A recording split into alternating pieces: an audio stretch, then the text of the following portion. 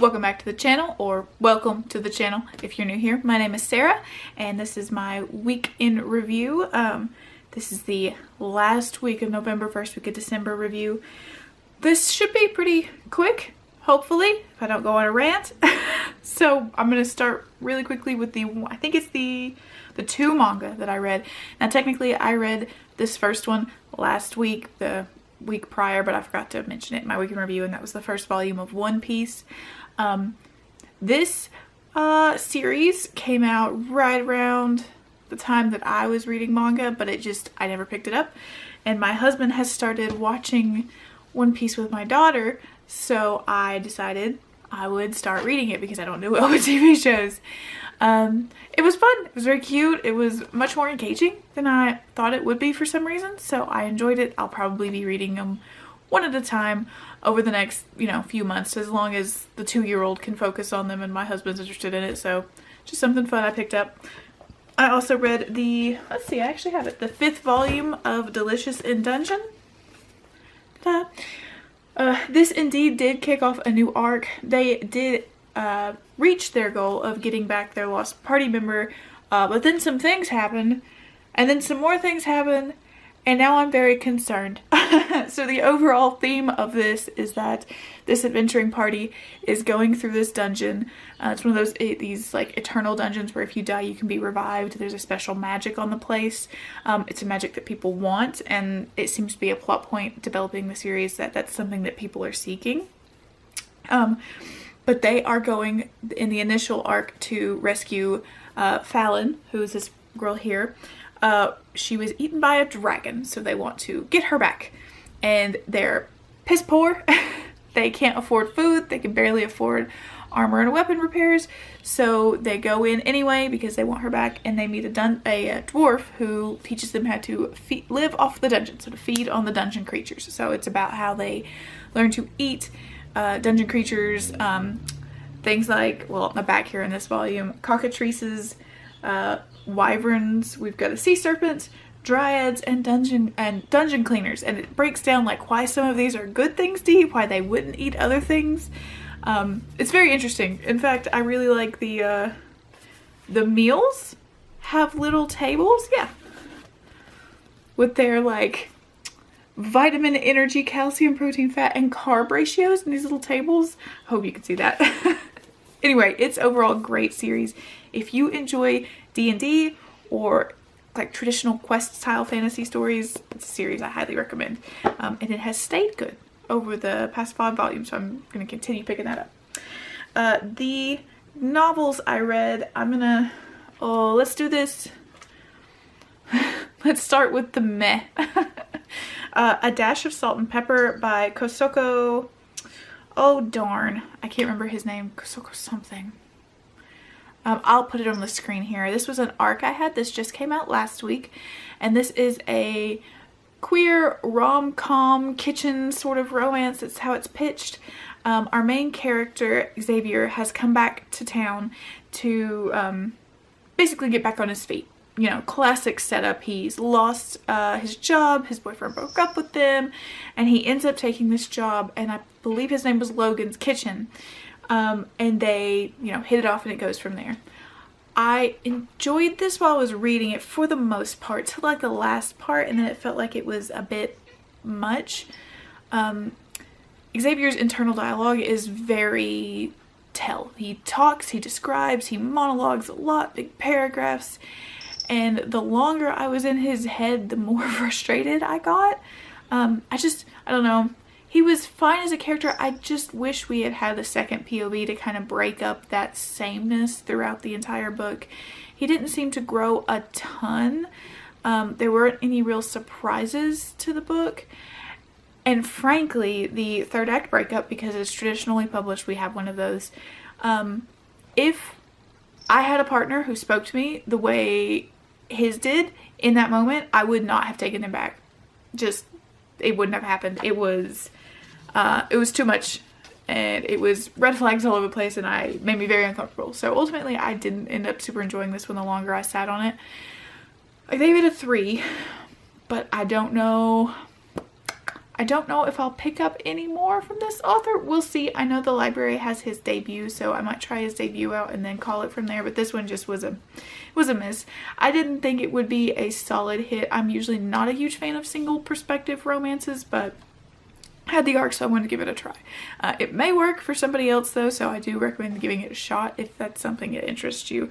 Just be aware, it starts one way and it pretty much just stays the same. It doesn't evolve much from that. Another hit that I read, we'll move on to something better, is Wake, The Hidden History of Women-Led Slave Revolts by Rebecca Hall, and this was recommended by Rachel, Reads with Rachel. I think I got her channel name right. I can't remember her channel name. If the camera wiggles, I apologize. There is a cat like weaving through the legs. There's 2 cats down here, so if something wiggles or moves, it's felines. Anyway, Wake. This was fantastic and heartbreaking. This is a graphic memoir. It is talking about Rebecca's research onto, I think it was for her PhD thesis, about women-led slave revolts, because it's something that we're not really taught about. You're not really told, you know, oh, women-led slave revolts, you know, that was led by this woman or whatever. It's mostly just covered up in history. She found a lot of cases where the court documents would name, you know, what was one? The Black Fiend was one. It was the woman who led a man to murder a family that had them enslaved. Or there was just Woman A or Woman 12. They were never given names. They were never given stories. Occasionally the men are named and given stories, but in the case of women, it's not the case. That's not the case. One of the most interesting facts in this I found was on the slave ships themselves. Research found that there is a correlation. The more women on the ship, it was more likely there would be to be a revolt. And that was just something absolutely fascinating I would never have thought of, and truly, truly heartbreaking to read about. But it is something I think everyone needs to read about. Just the idea of these women fighting back, but also the fact that that's history that people don't want to show or talk about. She struggled, and she talked about it in that, about getting access to history, historical documents that outline that stuff, and just slave trade in general. One institution she went to completely just refused to give her access to the documents. So a hard one to read, but one I highly recommend picking up.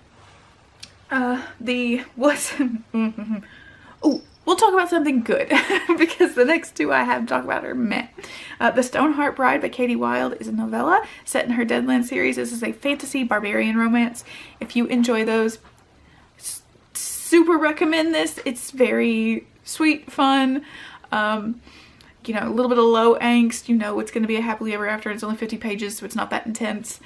The cover is absolutely gorgeous. And it really just gave me that, like, brain break that I needed. Especially after I read it right after I finished Wake, and I really needed something just to decompress so I could take a step back and then process what I had read. So that's a big one that I definitely recommend for fantasy romance lovers. Let's talk about the fine book, and then I'll try to briefly mention the book I actively disliked. The hit Modern Bestiary by, and her first name is covered up by the library sticker. Let me find it. Joanna Bagniewska. This is a take on the illuminated manuscript idea of the bestiary.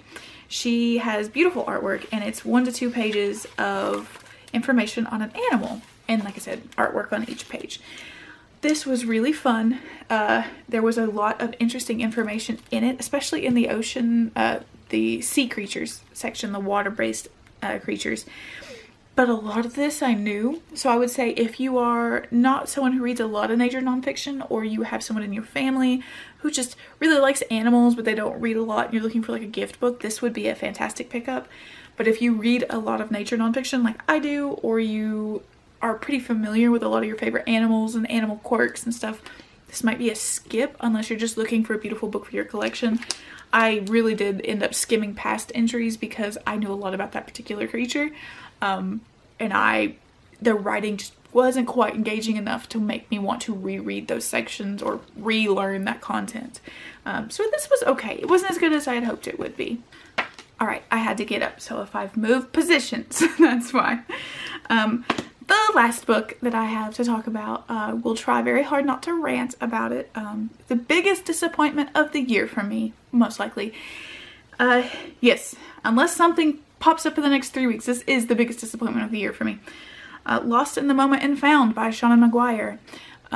This I had as an arc from NetGalley, and I love Seanan McGuire. I love this series. I have them all in hardback. I have arc reviewed a few of them now, and I was super excited about this one. However, this is the 8th book in a series. Let's do this first. 8th book in a series. You could probably pick this one up out of order, I do believe.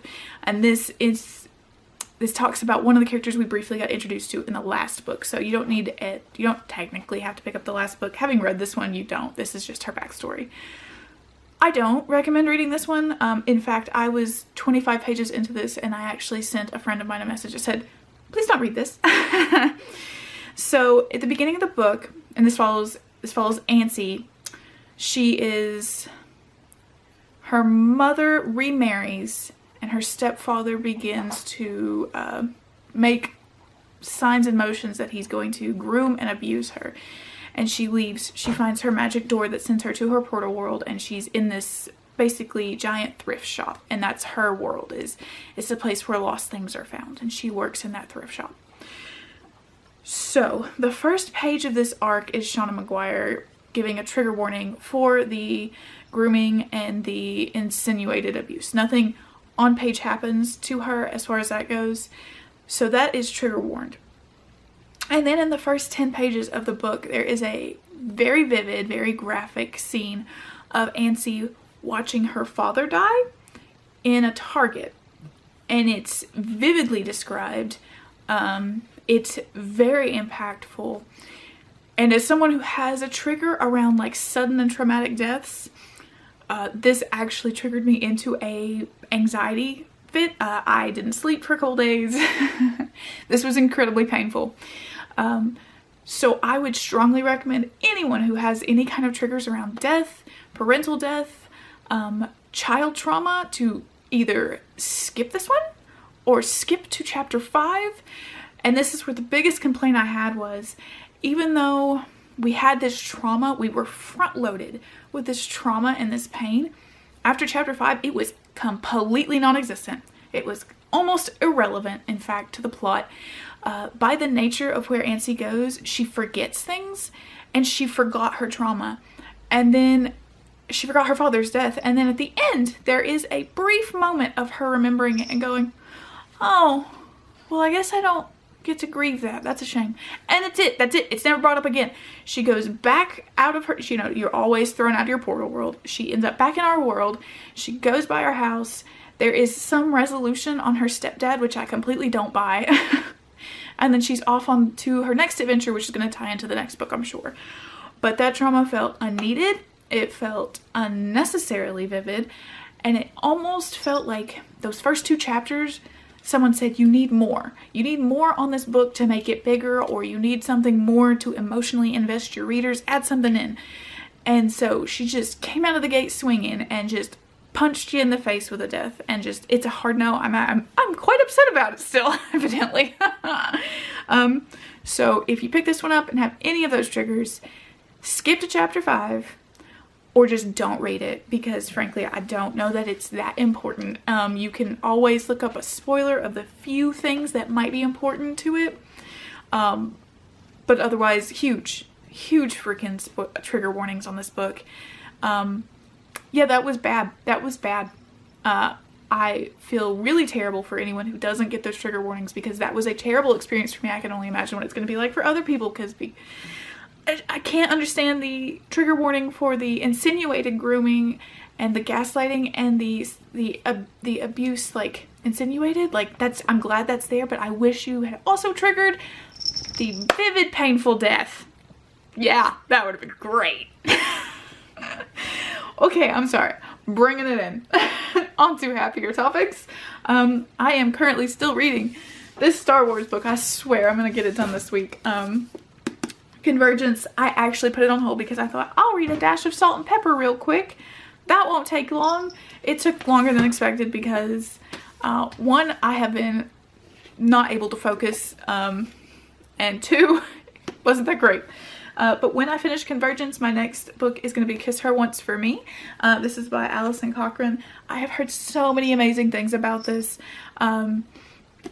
Robin at Paperbacks and Planners loved it, and I know Erin from Booked and Busy read it recently and loved it as well, so I'm stupid excited about this one. And then I think my next library book is going to be The Bone Garden by Heather Kastner. Possibly, I hope. It's got very short chapters and it's supposed to be a spooky middle grade, and I do love spooky middle grades, so I'll give it a shot. If I don't like this one, if I decide not to read this one, I also have a few other things. I think I might read These Fleeting Shadows. I know I have that out and I've heard really good things about that. So that is what I have read this week and what's possibly coming up. I should have another video up in a few days for my 2023 goals or next January's releases. We'll see which one I get up first. But I look forward to hearing from you guys. Like, comment, subscribe. Let me know if you've read any of these, if you plan to read any of these, and I'll talk to you guys again soon. Bye!